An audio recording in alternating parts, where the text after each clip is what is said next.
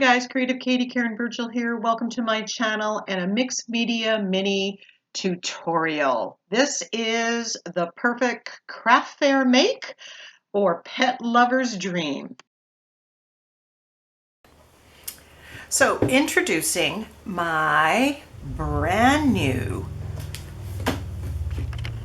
sentiment pack, Pet Talk. So Pet Talk is 10 pages, 47 sentiments, and I've given it to you with white background with black letters and black background with white letters. And of course, with any of my sentiment packs, you are more than free to shrink them, blow them up, play with the sizes, and I'll put a link to the video where I show you how you can do that to make them the perfect size for what you want to create, whatever page or project that you're doing. What I've tried to do is put it in a font and a size that will work for most things, but then you have that option of resizing it. So we have that. I will also put a link to the video where I made this using some of those same sentiments from here. And Pet Talk works really well with the Tim Holtz, either the Crazy Cats or the Crazy Dogs, or even the Bird Crazy set. You can kind of mix and match them, as well as some of the sassy, snarky type of comments can be used with any page. So let's get creating.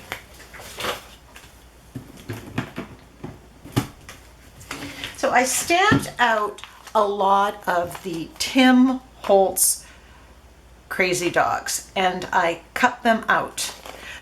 So I am working on 4x4 mini canvas boards. These are magnetic and I got them at the dollar store. If you can't get these, you can buy 4x4 size mini canvases online. You can also use cardboard coasters. So what I'm doing here is doing assembly line. When I do craft fair, I want to keep the process going fairly quickly, so I do it kind of in stages, and that's what's going to be shown here.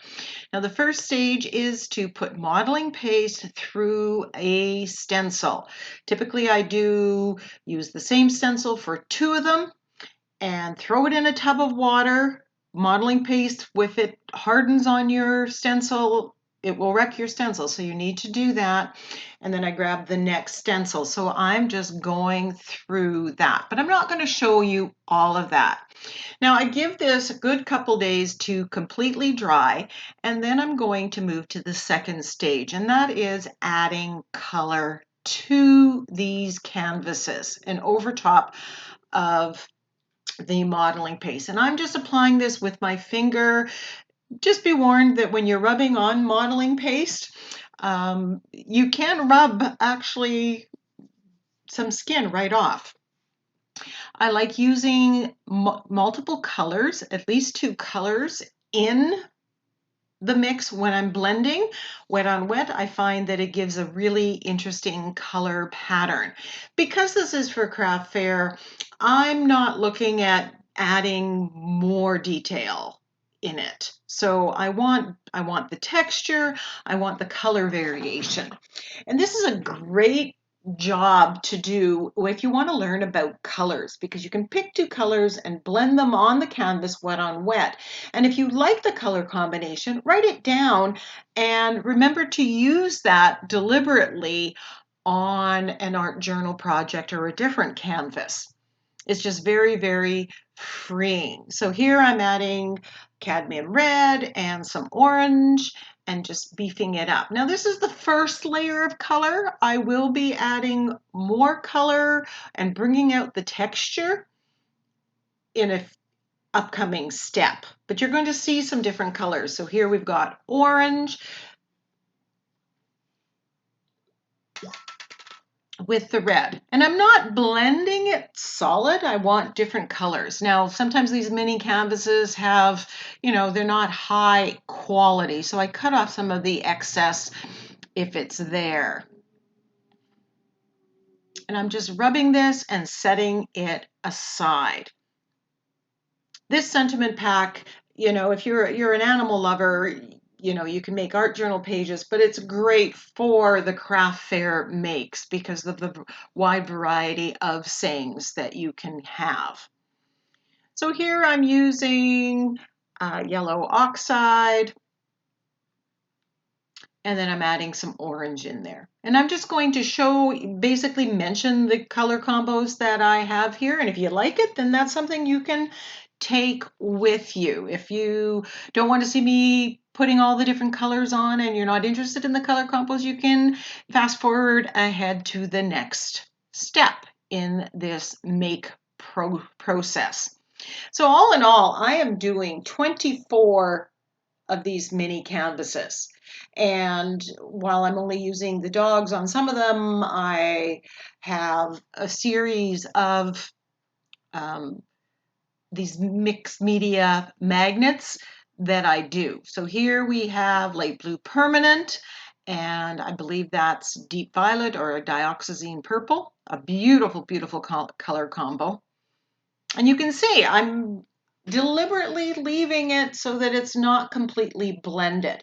Now, if by chance when you're mixing colors, you end up with two colors that make something that you don't really like, you can take a baby wipe and remove it, or failing, if that doesn't work, give you the effect that you want, let it dry, and then come back, put a coat of gesso on top or white acrylic paint, take it back to step one and repaint it.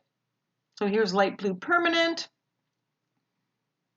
And again, I typically use the same color combo on two of them. And this is a time-saving process. This one I got a little bit too blendy.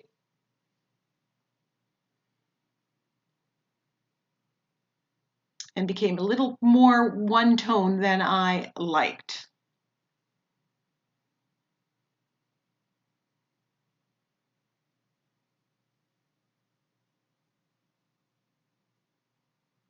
So with these, I mean, even if I will list some of the stencils that I've used in the description box, but you can use any stencil or part of a stencil that you like. You're simply adding texture and pattern to the background to build interest.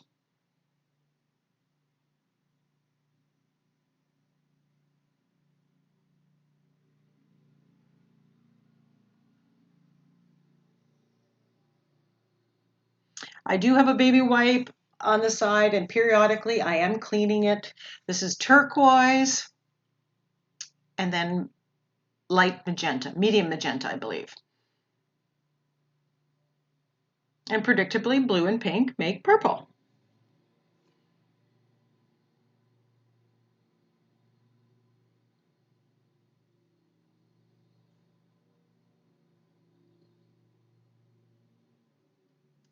The other, I have the Sassy Saying Sentiment Pack, the Coffee and Tea Sentiment Pack, the Wine About It, as well as this one, and Craft Room Capers. They are all sentiment packs that are perfect for the craft fair makes because you have multiple sayings in the theme that are really popular right now with people. So if you are into making for craft fairs or even card making, these are the perfect size for this. But again, because you can size the sentiments, they work for art journaling pages as well. And I've used them successfully for both.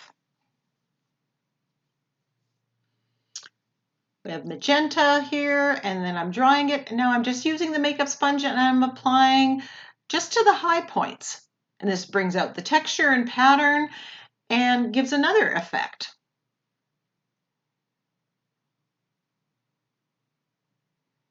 Here I'm mixing Naples yellow with the medium magenta.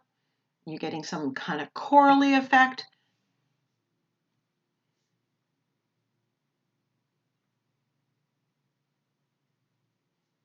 I do have a playlist, craft fair playlist, where I've show some of the things that I've made that I sell in craft fairs, if you're interested. So you could check out that playlist.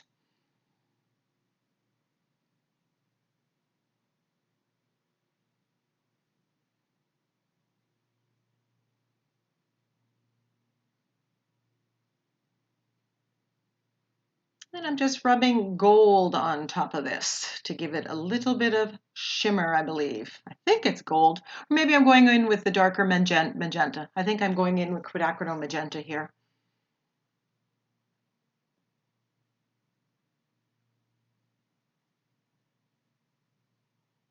One of my favorite stencils, Art Deco leaves.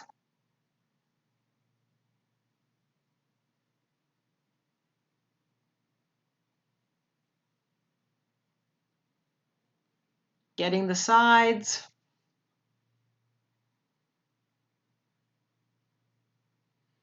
I'm adding Prussian blue on top. Green with that Prussian blue just works so well. It just darkens it. It almost makes it like a really dark green.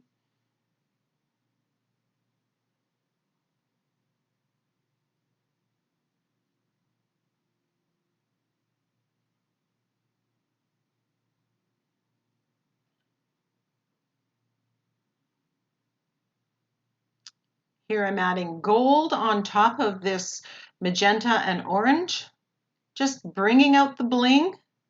Gives a really nice effect, especially once I put the Minwax polyacrylic varnish on. They shine. And I love this one. This really looks like peacock feathers with the Art Deco leaf stenciling. So I'm just putting a little bit of metallic paint on the makeup sponge and rubbing it ever so lightly over top, catching the high points of the texture. You could do this with any color. I just like the metallic. Gotta have me bling. Here's another one that I absolutely love, love, love the background once I add the metallic to it. Now, some of these I might add to it once I've put my focal image on. It may need something to tie it in.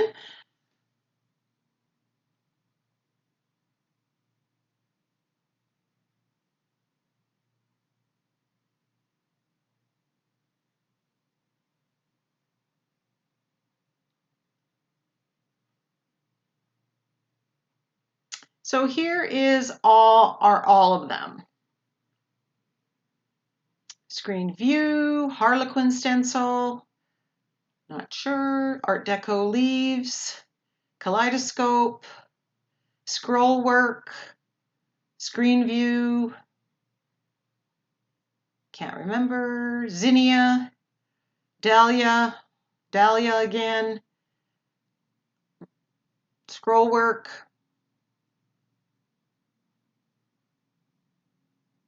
Fantangle, Art Deco leaves, Harlequin, Art Deco leaves.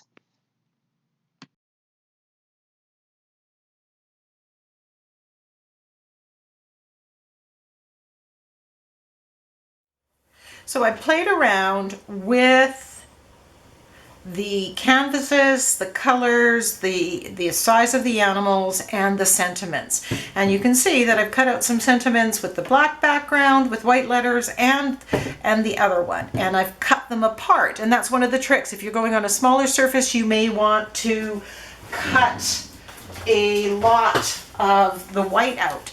If it's going on to a larger page like this, you may leave it in the rectangular shape. And there's ways of building it up to give it more dominance on a page. But there are tricks to that. So now that I have the basic idea. And I'm choosing the backgrounds here because I want to decide what color I'm going to paint each of the animals, each of the dogs, each.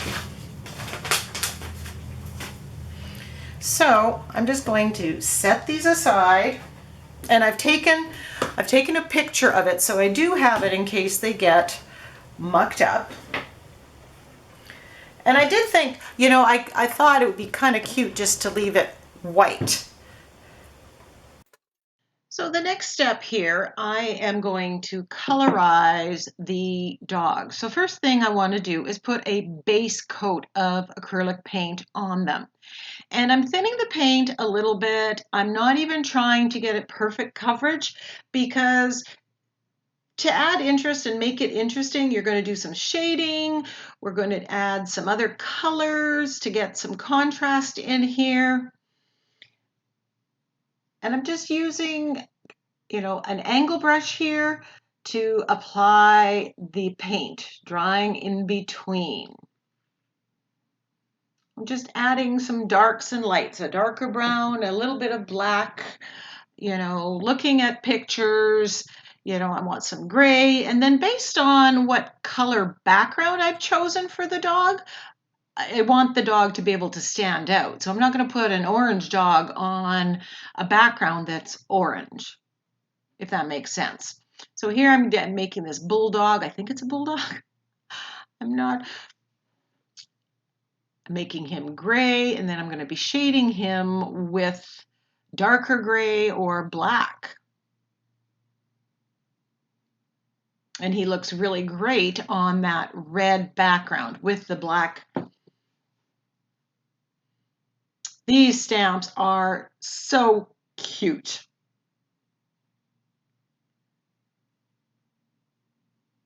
They just make me smile. Now, if you were using these same stamps with the sentiments, and you could put multiple dogs on a page and have the same sentiment. I'm mixing some of the paint here. I've got some of the yellow or yellow oxide with the gray, and it's making a unique color. Dogs come in all shades and colors, right?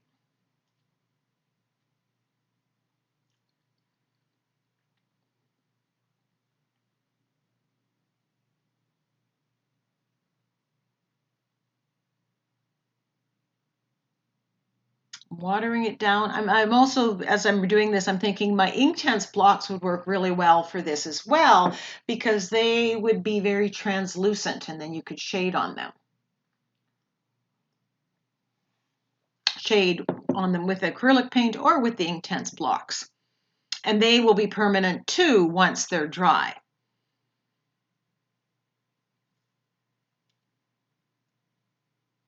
So I go and I paint all the noses black. And that's really going to work well with the black that is in the fonts of the sentiments that we're putting in. And my plan is to colorize the collars to match the backgrounds. Just that one little connection between the focal image and the background.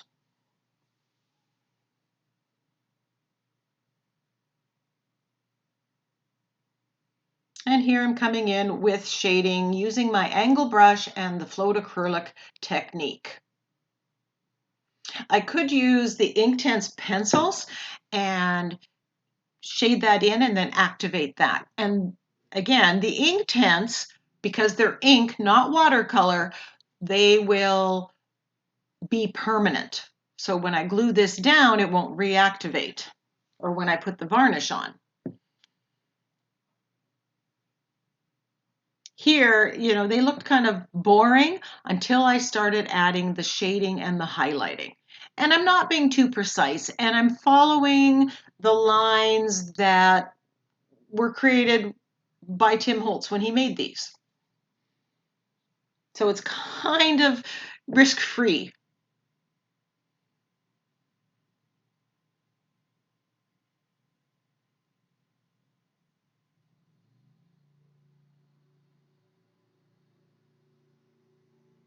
And again, you can see that I'm doing this assembly line. I did all the texture paste.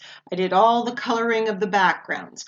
I added detail to the backgrounds. I'm painting all the dogs. Then I'm shading all the dogs. And that just saves time. It also saves on cleanup because you're cleaning up from modeling paste once. You're cleaning up the paints once. And to be able to sell these at a price point that, you know, is, great for the consumer, you don't want to have, I want it to look nice. I want it to be detailed. I want it to be good, solid work, but I don't want to have to spend the exorbitant amount of time because I'm simply not going to be able to sell them for that, right? So I look for ways with the craft fair finds to simplify and still produce a great product.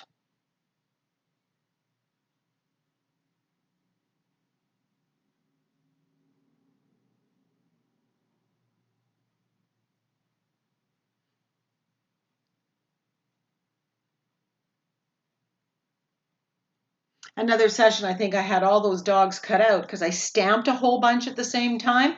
And then with my pick scan mat on my Cameo silhouette, I cut them out.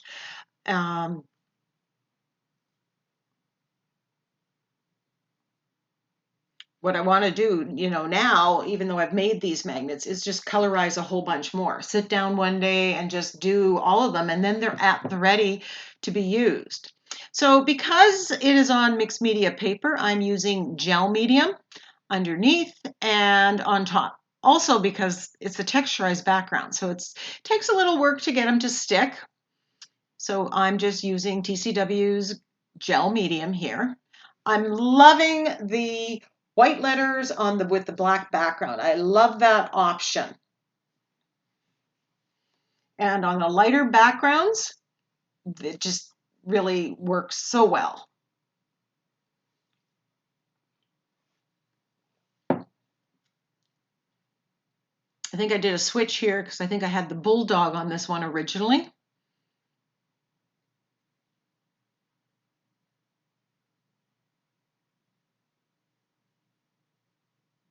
Now the matte or gel medium goes on. It looks white, but it dries 100% clear.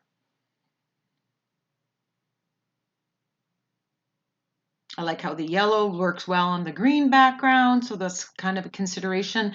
If you're looking for kind of a perfect match, look on the color wheel. If things that are across each other on the color wheel, they're going to work well as a focal image and a background. Or just trial and error.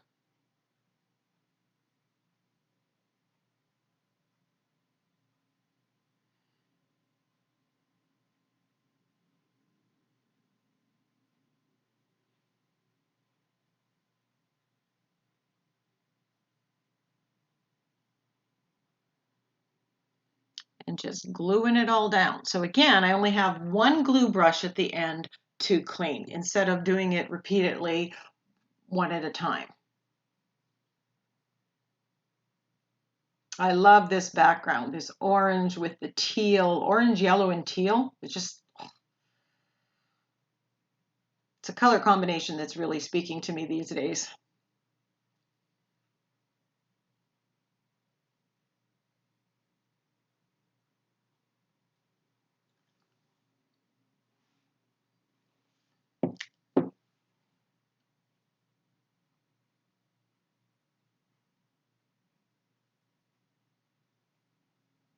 And even right down to the end, editing it, cutting apart the sentiment, however, and using it how you need it to fit, whatever size substrate you are using.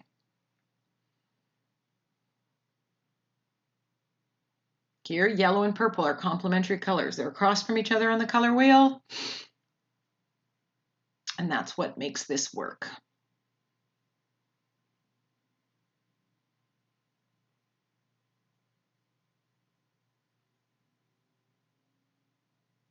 Someone would ask, like, do you need to put texture paste underneath where you're putting the animal? No, but I don't know what I'm going to put on them. So it's just easier to put it all over and use a little bit of gel medium.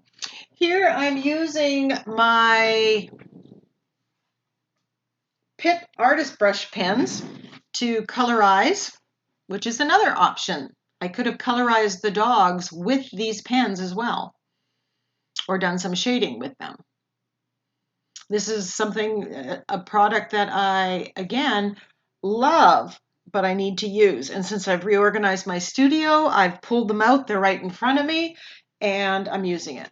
Grab my Sakura Glaze pen, black, and I'm just outlining the sentiment. This is dimensional and glossy and just gives that finishing touch. And then I'm going around the edge.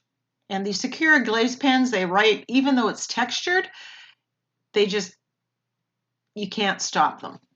I colorized the nose with the Sakura Glaze pen just to give it that a little extra dimension and pop.